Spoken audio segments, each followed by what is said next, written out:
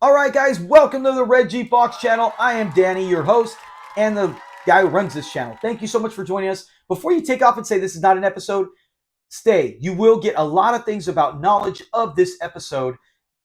You want the episode, you can watch it. You can go find it on any other network, but on here, you're going to learn all sorts of facts you did not know. And today is one of my favorite, probably in the top 50, even though it is ranked 6.9 out of 10. It's not even ranked that high.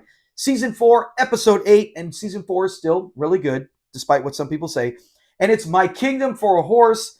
Oh my gosh, we on our channel give it 7.5. Comment below your thoughts on it. Where do you rank it? Is it one of your favorites as well? The summary. Calvin, this is the last time we see him, right? We talked about him last time. Calvin comes back, and he's trying to pull a fast one on Fred. And actually, like he says, he does pull a fast one on Fred. How easy is it? You can fool some of the people some of the time, but Fred Sanford always. I don't know, something about that when he says that, I just go, you know what? I want to pop you 5 across the lips, Calvin. But Fred falls for it, gets this horse. He has big plans. He sees money on the horizon because he could take this General Lee horse who's a famous stud and now breed him. Put him out in the pasture and make babies, and people will pay big time bucks for this. Lamont's not too happy about it. Lamont knows, hey, there's got to be a catch. Maybe it's stolen. Maybe it's not. Maybe there's another reason. And then when Grady brings home a book with a G in it, and it doesn't stand for Glenn or Fred G. Sanford, it stands for something else. It looks like their plans go right down the drain. But Fred has a secondary last-second ditch plan where he can try to get some kind of money, and maybe he can fool one of the guys who's a horse expert. But that's it with the episode. Let's get to the fun fact. We got fun facts, we got familiar faces, and then we'll get to the best moment of the episode. It's one of my all-time favorite scenes, probably in the top 50 in show history. Here we go with the fun facts. I didn't know that. All right, the title of this episode is called My Kingdom for a Horse. That is an actual phrase taken from none other than Shakespeare when he says, a horse, my kingdom for a horse. Comment below if you ever heard that. I have, but I still don't remember what it's from. It's not from Romeo and Juliet. I don't believe so. I didn't even bother to look it up because I'm like, let the community help us out sometimes. But comment if you know what that's from. But that title is from Shakespeare.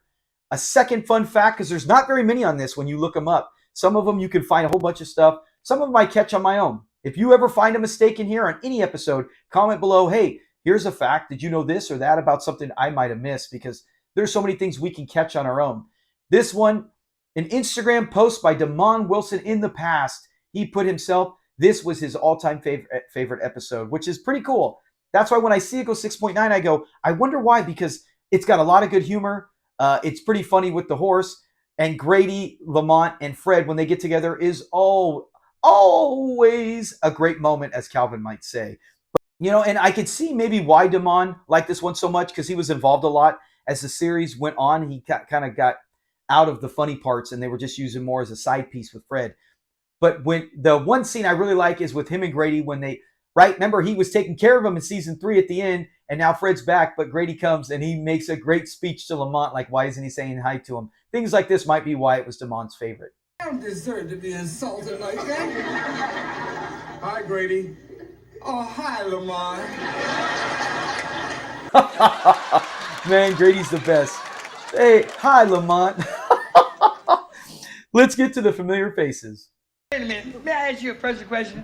Who are you? All right, familiar faces, starting with Calvin. He's played by Philip Bruns. This is his second appearance as Calvin, and I want to say that's his last one. I thought he was only in 2. I don't remember him again. Comment below if you remembered. He passed away in 2012 at the age of 80. Last week, in our video about the other episode with Calvin with the taxes, we covered it more in depth with him. Since we already covered him, we'll just do a brief touch in case you didn't watch that episode. Over 100 movies and shows. His biggest, of course, being Flashdance, and Return of the Living Dead Part 2 being his most biggest movies. He did some TV show work as well. And let's get to the other one on here. I've seen him in other stuff, but I can't believe I did not put 2 and 2 together until this episode. Someone has commented below, but I always forget. Let's get to him, and that's John Crenshaw, Mr. Crenshaw, the guy who's going to buy the horse. He is played by Ned Whitmire. He passed away in 2013 at the age of 89. Now, he did 68 movies or shows. We've seen people do 200, so 68 feels small. but it's not. It's still that's a big time acting career, especially for a supporting actor. But comment below if you already know what he did. Some of you might already know what he did. His final performance, and I remember him in this, and I still didn't know it was him until I just read this doing research for that. His very final one was in Pirates of the Caribbean at World's End. You could see him. He's got no hair. That was that when I read that, I said, oh, I didn't even know that was him. I never even put two and two together. That was the last one he ever did. His most relevant and most remembered role was as Ralph Hart. He was the doorman from the Jeffersons. How did I never put that together? I know it's him with the hat. When you tell me, I know it's him. But for some reason in Sanford and Son, when I see him, I always feel like he's older than when he plays the doorman in the Jeffersons, even though Jeffersons came later. I just couldn't put two and two together. He was in that. He appeared in 77 episodes. Heck yeah, dude. That is a full-time gig. And if they paid him right, that's a lot of money he made from working on the Jeffersons. He also did some other 70s and 80 appearances and was a very big-time and fun character actor. A lot of goofy, silly stuff. So that is it with our familiar faces and our fun facts. Let's get to the best moment of the episode. Okay, favorite moment of this episode. I actually did a video on this episode just for this on the channel probably about a year ago. And it was so funny I had to talk about it. And that is when Grady comes back with the book, right? We know there's other scenes where Lamont comes in. Everyone loves that one right here. You can see it where he gets he makes the sandwich, gets his drink, opens the drink, and it actually explodes. And he plays it off so well, doesn't even stall. And then he asks his dad, what's that horse doing here, Pop? That's a great scene, but I don't think that compares to this. And that is when Grady comes back with the book. And it's, like I said, Grady, Lamont, and Fred together is always gold because Lamont is always, like when he found out he was going to get married, he's always kind and backing up Grady, saying, hey, don't be so mean, because Pop is always kind of insulting Grady. And Grady's almost like a good guy where he'll take most of it until Fred pushes him too far and he'll fight back, almost like Shemp on Three Stooges. But on this, they're chatting, they get the book, they want to look up General Lee, and they're talking about it. And I love when he's like, hey, look it. He made this much money as a 3-year-old. And he said, you ain't made nothing. And then he's talking about all the different things and then they say his age. And what does Lamont and Fred say? This is a great line. Watch Lamont's face, his reaction when his pop busts the joke. That's when you know it's real, because I think that's really Damon Wilson laughing, and they just left it in because in real life, you would laugh at this. I'm around 65, and I'm just in the time of my life. When was the last time you were a father? That's none of your business. That's none of your business, but it's going to be General Lee's business. I love Fred. His voice is really hoarse in this, and it's funny, ironically, there's a horse in this. They even make a play on that early in the episode. But that's such a great moment when he says that, when he's like, that's none of your business. When's the last time you've been a father? So that's a great line. Then they're reading, you know, as they say, and they see G, and they're all, G what? And they're, I don't know, it just says G. And it turns out it means gelded. And that's what Grady's trying to figure out. Fred knows it. Lamont knows it. Grady doesn't know it. And they're trying to basically explain it in simplest terms for Grady to finally get it. And then he finally does. And Fred tells him why, and the easiest way possible, in a great way. And then Grady's response is one of the funniest to me. I cannot, just thinking about it, I always laugh when I see this scene. Let's check it out. Because he had a horse directed me. Poor horse. Maybe he can adopt Fred.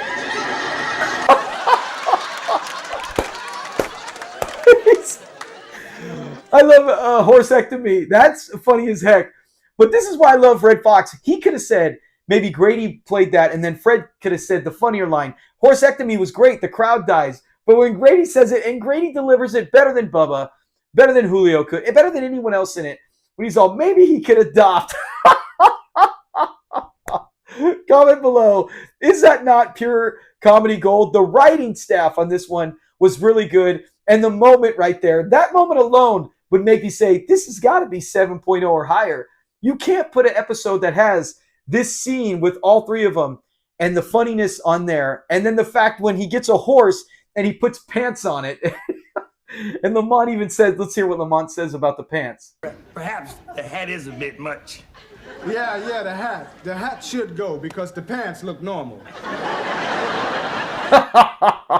You can see why Lamont likes it. He gets a lot of funny lines. Like I said, No way this is 6.9. The only thing I can think of is a lot of people voted, either only watched the first half or maybe really didn't get the joke. I don't know. They just, or maybe whatever the case may be, our channel gives it, it's got to be 7.5 or higher. It's like I said, in my top 50 episodes. It's one where I was excited as we were doing season 4, as we break down each season. As I was doing season 4, I was really happy when I saw this one was coming up. And I always watch them before. I've watched it like 3 times just for this. And it's so good. So that is it on My Kingdom for a Horse, Shakespeare. Don't forget to, if you love Sanford & Son and you're not already a subscriber, subscribe. And also, you can always be a member. Speaking of which, let's give a shout out. Power to the Foxes. We got Jim Otten. He just became a 1-year member. Thank you so much, Jim. Appreciate it. Even did a thank you post as your 1-year birthday for being a member. And then we also have Mike Lutton. We have Tan D, another 2 members who are coming close to a year. They've been strong members, so I support that. You will get your name shouted out if you are part of Esther Raiders. Gray Foxes. Esther Raiders are listed down here below. You will always get your name mentioned. So really appreciate it. With the members, you get daily quizzes. You get your own personal emojis and things to respond. You get your own little name badge next to it too, where the character name, it's all from Sanford & Son. The higher levels, the better pictures of Sanford & Son characters.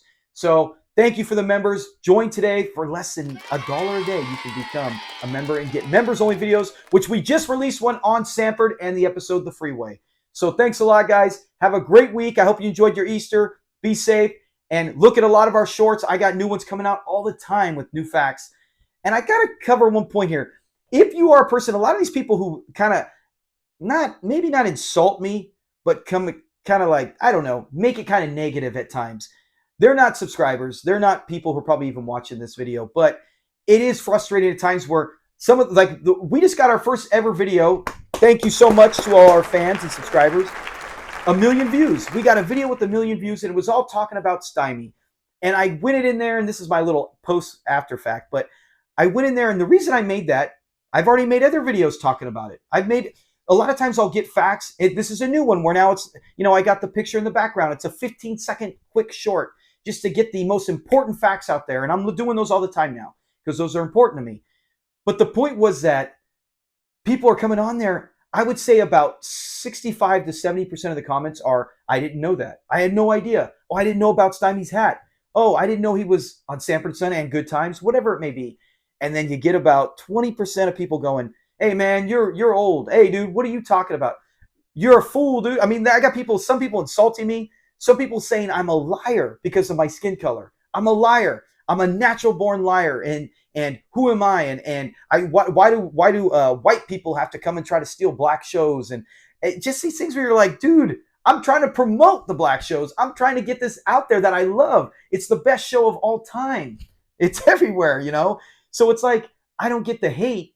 And then I don't understand why people, if they're going out of their way to say, hey, man, everybody knows that. If you go look right now, go look at the comments on that one. Go look at our shorts, the one with 1 million views. Go look at all the comments where it's either, hey, I didn't know this. That's awesome. Hey, thanks for the heads up. Hey, I didn't know about the hat. That's cool. And then you get the ones who go, hey, man, everybody knew this. Hey, you're too late to the party, bro. Everybody knew that. And I'm like, I responded to a lot of them when I finally gave up. I'm like, guys, everybody doesn't know this. Look at all the videos.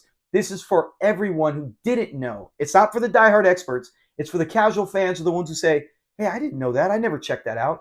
But anyways, there's always going to be that, but I don't care. I'm going to keep making the videos because until everyone says they know, my point is to get every fact out, every great history story behind these amazing actors and the characters they played and the lives they lived.